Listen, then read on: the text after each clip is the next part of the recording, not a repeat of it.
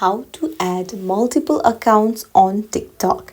Hey everyone, welcome back to the channel. If you are new here, don't forget to hit the subscribe button and turn on the notification bell to not miss any updates.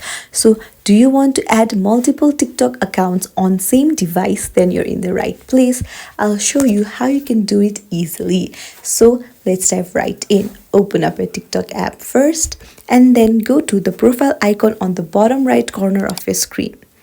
Now tap on the three horizontal lines on the top right of the screen and then tap on settings and privacy.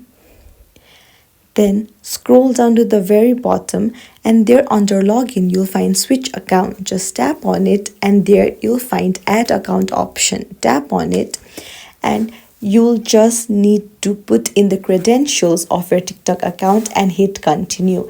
And that's it. Now a new account will be added on the same device. If you found this tutorial helpful, don't forget to like and subscribe to our channel for more tips and tricks. Thank you for watching.